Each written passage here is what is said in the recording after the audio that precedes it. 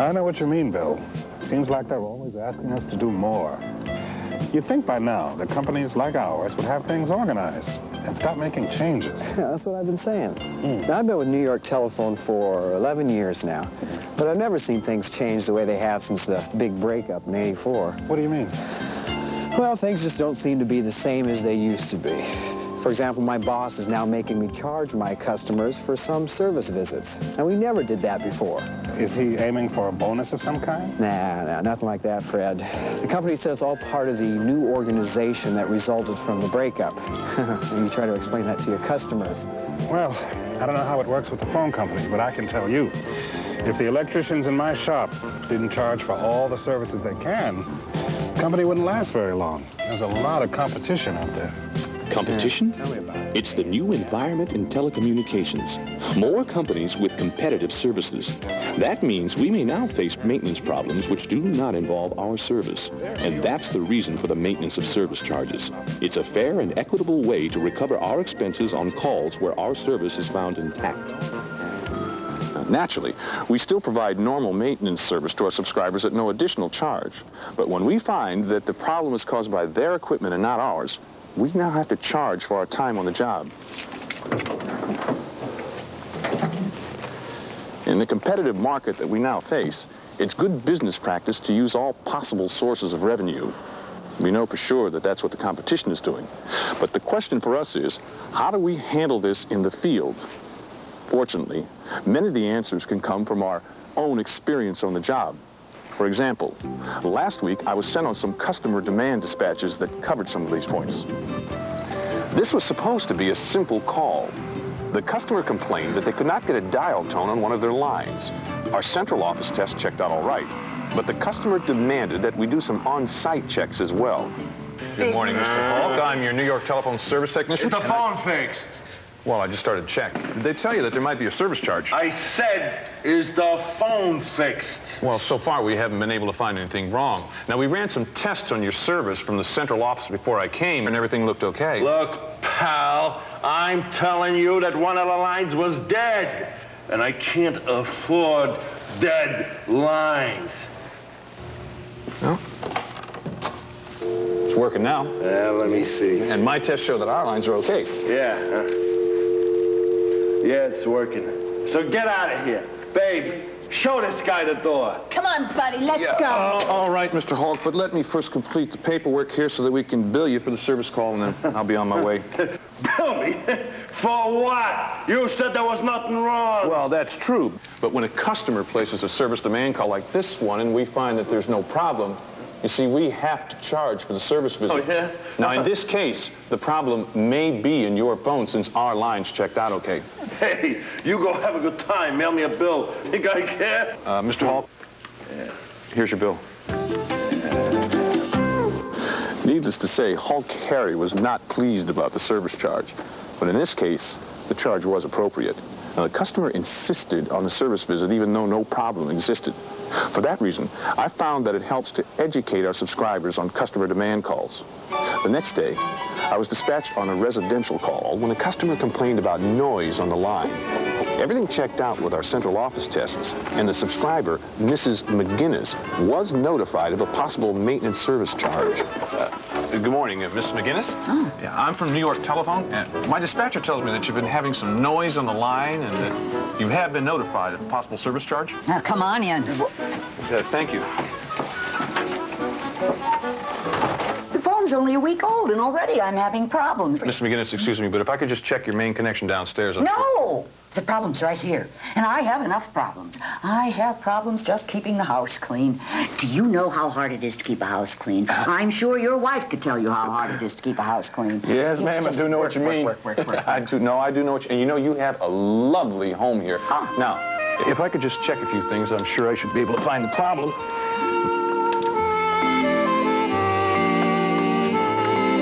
Should do it. You seem to be getting good service from your jack. You said this phone's only a week old? Oh, that's right. My son plugged it in himself only last Thursday, and it worked fine for a few days. Then all of a sudden, I started getting a noise, and it got worse and worse. And it's not as though the phone has been mistreated, since there are no young children here, and I keep the phone clean every day. I'm very careful to keep my house clean, you know, because you never know who may drop by for a visit. Excuse me. I think it's important. Mrs. McGinnis, excuse me, but do you always spray the cleanser into the receiver like that? Well, keeps it nice and shiny. Well, I think that may be where your problem is. You see, the residue from the spray may be affecting the contacts inside the receiver. Now, I've checked your line here, and everything's working properly. See what I mean?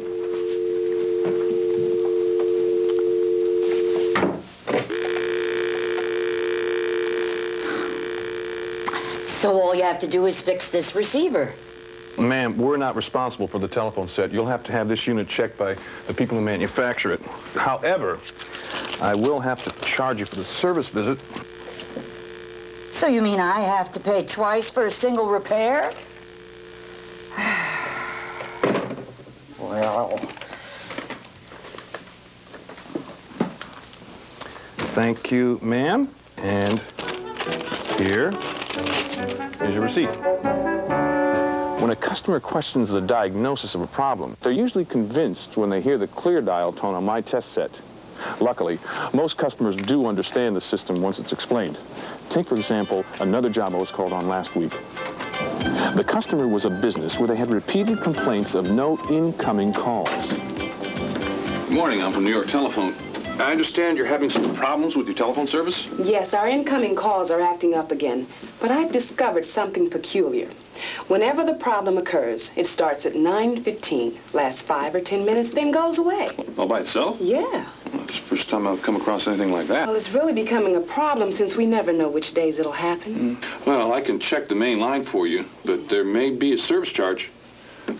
Have you contacted your vendor to have them check your telephone equipment? Yes, we've called them. They said the problem was most likely caused by New York telephone equipment. Besides, if we bring them in, they'll charge for the visit. Oh, that's very likely, yes. But as I mentioned, if we find your problem involves their equipment and not ours, I'll also have to charge you for the visit. Mel! Why would you charge if you make no repairs on your lines? Well, we gladly repair our service for free if the problem involves our lines, but if we're called by the customer and the problem is in their equipment, we must charge for our time. Janice, my phone's out again. Mine too, Janice. See what I mean? 9:15 exactly, and the phone's out. I hope you can fix the problem once and for all. It's becoming very annoying. Please, see what you can do. Janice, I'll send Wilbur to pick up the mailbag. Janice, I can see why this is a peculiar problem, and I also have the feeling that I know what's causing it.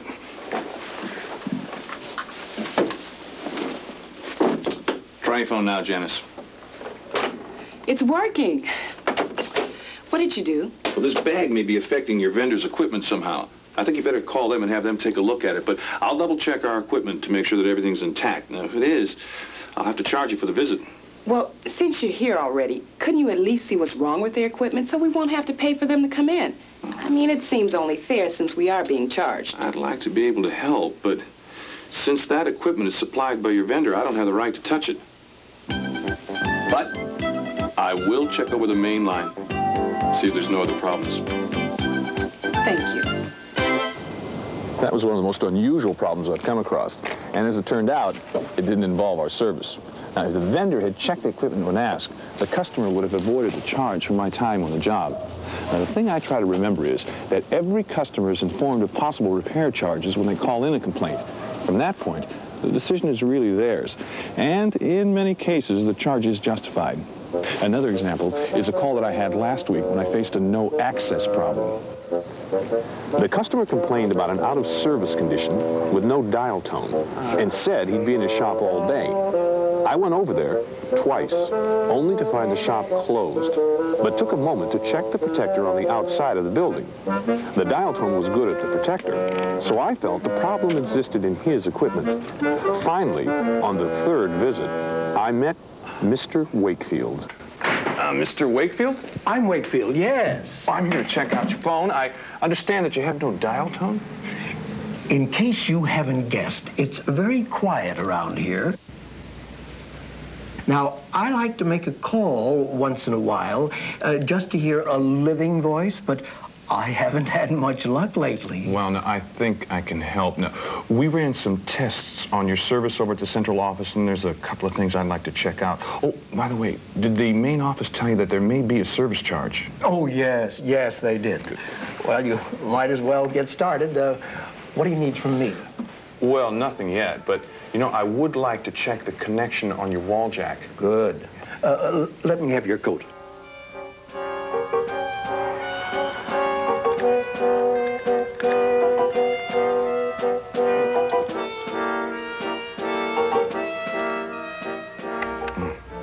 Well, I'm not getting a dial tone here. Can you show me where the line comes into the building? Sure. It's right in the back room. The connection is right here. Thanks, sir. Let me take a look at this thing here. Yeah, well, I think I see where the problem is. We've got a loose connection.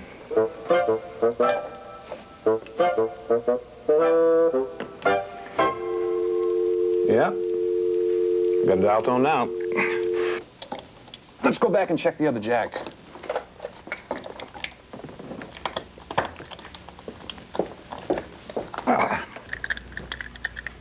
We're in business. You got a dial tone now. It should be coming in loud and clear. Look, would you like to make a call to test the line? Good idea. But what about the charge for the repair? Now, your main office said that I might have to pay for your visit. No, there'll be no extra charge for this service call. You see, that loose wire was a New York telephone's main connection, and we're responsible for the service our equipment provides. Fine. I think I'll try that call now. As it turns out, most customers tend to understand service charges if we communicate with them and show them that we're trying to do everything possible to help. That's probably the best tool that we carry with us on any job. After all, we are in the communications business. That about sums it up better than anything else. We are in the communications business. In fact, we are one of the most successful companies in our field. However, as in any competitive business, success does not come easily. We must constantly seek ways of generating new revenues, and at the same time, controlling our expenses. That's where the maintenance of service charges comes in. The cost of providing and maintaining our service is substantial. The largest single element of this cost is labor.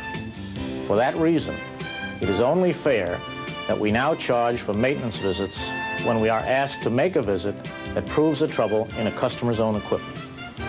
As the inside wire market continues to move toward deregulation, competition will increase.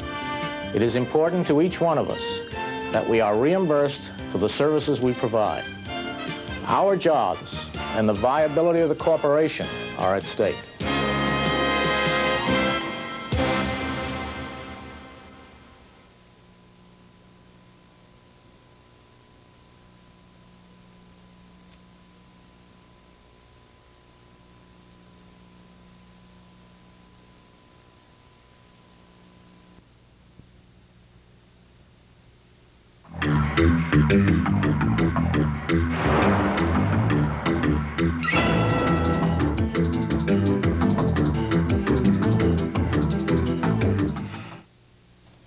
Hello, I'm Gene Connell, Vice President for Marketing and Technology. I don't have to tell any of you at New York Telephone the extent of competition we're facing these days. Since divestiture, nearly 8 years ago, the number of competitors has grown by leaps and bounds. Now we have to gear up for still another competitive challenge. Competition for intralattic calling, beginning in the downstate regional calling area. We've done a lot of talking with our customers to find out what they know, and perhaps more importantly, don't know about us and what services we provide. The commercials you're about to see are part of the campaign that just began October 1st. It's designed to do things our competitors don't want us to do. They don't want us to clarify our role in the marketplace, which, as you know, is very confusing to our customers. And they certainly don't want us to leverage our major strength, which is the quality service provided by every one of you, the employees of New York Telephone. As Dick Jalkut puts it, excellent service is no longer just an index. It's a strategic marketing tool. This strength, I'm convinced, will be the deciding factor if customers have to choose who their primary calling telephone company will be. The campaign, which also features print advertisements, is designed to educate our customers about our #1 product, the regional calling area, and make it crystal clear that we provide their telephone service from Montauk to Manhattan, from Bedford to the Bronx. Use every opportunity to reinforce with your friends, family, and customers that New York Telephone is the provider of local service within the downstate regional calling area. I also want to share with you a commercial that introduces an exciting new product, Call Answering, our voice messaging service for residence customers. Call Answering gives these customers a convenient, versatile way to get telephone messages without the bother of an answering machine. Call Answering is simple to use and will revolutionize the way residence customers get their phone messages in the future.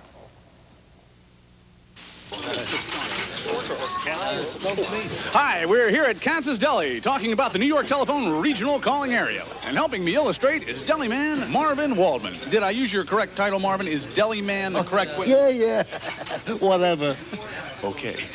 Marvin, what looks good today? Well, I made a little model of the New York Telephone regional calling area. The Locks is Long Island, the gefilte fish is Westchester and Rockland, and the pickled herring is the 5 boroughs. And practically all calls anywhere in this area are connected by New York Telephone. Right. If you call across the street, that's on New York Telephone. To Long Island, New York Telephone. And from the gefilte fish to the Locks is New York Telephone. A delightful presentation, Marvin. And if you're short on fish, just check out the back of your telephone bill. Regional calling from New York Telephone. Marvin, let me have a piece of Long Island with a schmear. We're all connected, New York Telephone. Or anything but... We're at the PS 242 Science Fair talking with second place winner Jeffrey Hall. Should have won first place. About the New York Telephone regional calling area. I can't believe a potato clock won first place. Sure, Jeffrey, tell us about your project. Well, I made a model of the New York Telephone regional calling area. Long Island, Westchester, the 5 boroughs. How'd you get interested in this? From reading the back of the phone bill. I found that virtually all calls made anywhere in this area are connected by New York Telephone. I also discovered that they have enough fiber optic cable to go around the world 3 times. What are these guys doing? Emergency repair. Only New York Telephone maintains the outside line throughout the area. Terrific, Jeff. Yeah, but not good enough for first place. 30 pounds of paper mache and a potato clock wins first place. You'll get them next year, champ. We're all connected, New York Telephone. Up to you. Oh, hi, it's me. I'm with technician Chris Jones, who's taking me on a tour of the New York Telephone regional calling area. It's right on the back of your phone bill. So, Chris, first stop? Long Island. How do you do it, Chris? Practice. Only New York Telephone services these outside lines. Oh. You afraid of heights? No, it's the splinters that scare me.